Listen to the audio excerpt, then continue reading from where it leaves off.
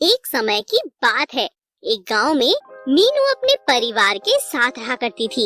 मीनू बहुत ही समझदार लड़की थी, लेकिन मीनू का भाई बहुत शैतान था। मीनू हमेशा उससे कहती, भाई इतनी शैतानी मत किया करो, जब देखो मुझे परेशान करते रहते हो। मुझे परेशान करना अच्छा लगता है। ये गलत बात है, ऐसे किसी को परेशान नहीं करना चाहिए। लेकिन मीनू के भाई पर बातों का कोई असर नहीं होता था। एक दिन मीनू नदी किनारे अपने भाई के साथ घड़े में पानी लेने जा रही थी। तभी मीनू ने एक बहुत सुंदर मोर को देखा। मोर जख्मी हालत में था। उसे देखकर मीनू ने भाई से कहा, भाई भाई देखो, मोर जख्मी हालत में पड़ा है, हमें इसकी जान बचानी चाहिए। ठीक है बहन, इसे उठाकर हम घर ले चलते हैं, वहीं पर इसका ख्याल रखेंगे। मीनू और उसके भाई ने मोर को उठाया और उसे अपने साथ घर ले गए। मीनू मन ही मन सोचने लगी, आखिरकार मोर की हालत ऐसी किसने की होगी? बेचारा कितना जख्मी है, इसे कितनी चोट लगी है। मीनू ने जख्मी मोर की पट्टी की और उसकी चोट पर हल्दी का लेप लगाया। मोर धीरे धीरे ठीक होने लगा था। तभी मीनू ने सोचा, जब तक यह मोर पूरी तरह से ठीक नहीं हो जाता, मैं इसे अपने पास ही रखूंगी। अगर मैंने इसे ऐसे ही छोड़ दिया तो इसे दोबारा खतरा हो सकता है। मीनू ने मोर को अपने पास ही रखने का सोचा। एक तरह से वह पालतू मोर हो गया। मोर को मीनू के साथ रहने की आदत पड़ गई थी। मीनू भी उसे हमेशा कहती रहती, तुम मेरे सबसे अच्छे दोस्त हो, जब तक तुम्हारा दिल करे तुम यहीं रहना, हम खूब मजे करेंगे। लेकिन उसका भाई मोर को बड़ा परेशान करता।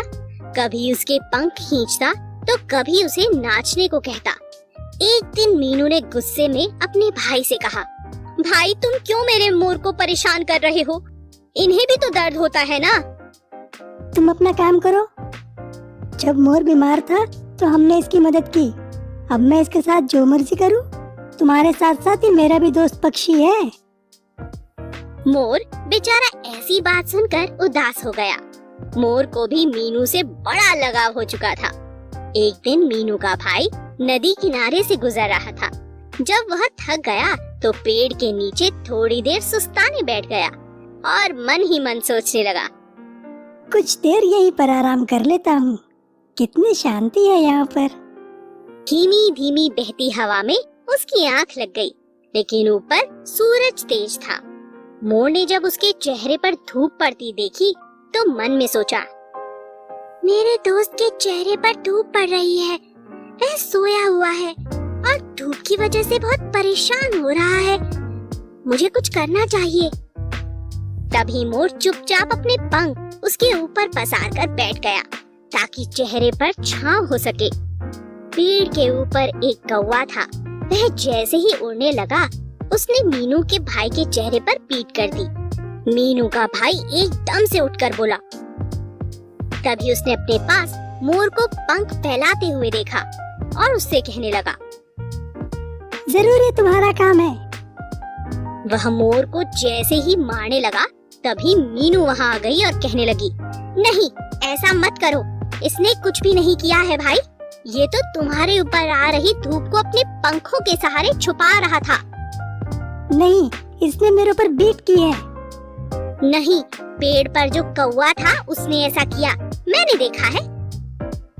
मीना के भाई को जब ये पता चला तो उसे बहुत पछतावा हुआ। उसने मोर से कहा, मोर मुझे माफ कर दो, मैंने बिना जाने तुम्हें इतना कुछ बोल दिया।